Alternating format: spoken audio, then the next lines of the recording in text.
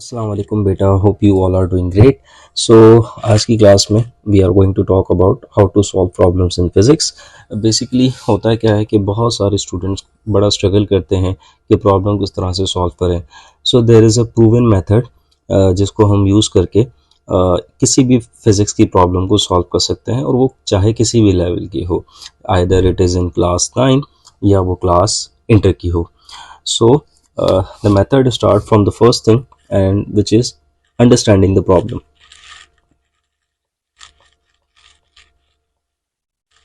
So what does it means कि कोई भी प्रॉब्लम फिजिक्स की आएगी तो you need to understand it कि प्रॉब्लम आपसे कह क्या रही है, प्रॉब्लम आपसे डिमांड क्या कर रही है।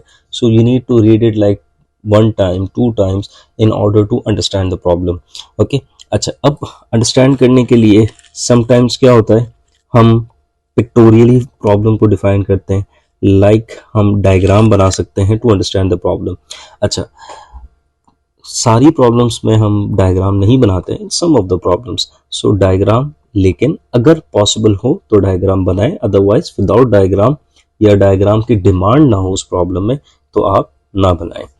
Okay, another thing is the data. अच्छा, whenever you are solving the problem, so the first thing first is to make a data.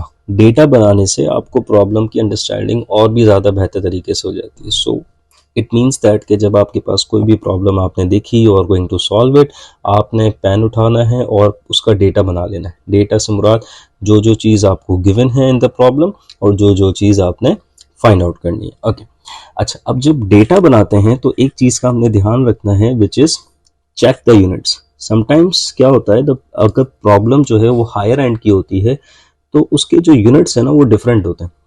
तो एक सिस्टम ऑफ यूनिट में यूनिट्स को देखना है, लाइक एस आई यूनिट्स में सारे क्वांटिटीज़ के यूनिट होने चाहिए, लाइक मास है तो किलोग्राम होना चाहिए, समथिंग लाइक दैट।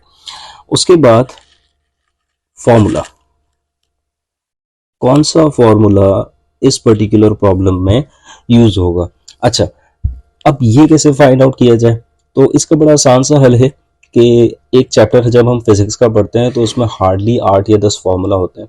तो जब हम डेटा बना लेंगे तो we are going to analyse the data, और वहां से हमें पता लग जाएगा कि उन 8 से 10 फॉर्मूलाज पे से कौन सा फॉर्मूला इस पर्टिकुलर प्रॉब्लम में फिट इन हो रहा है।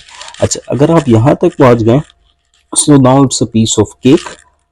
Now you just need to substitute the value into the formula and solve the problem. That's it. So that's how we solve the problem in physics. Hope you understand. See you in the next video. Thank you.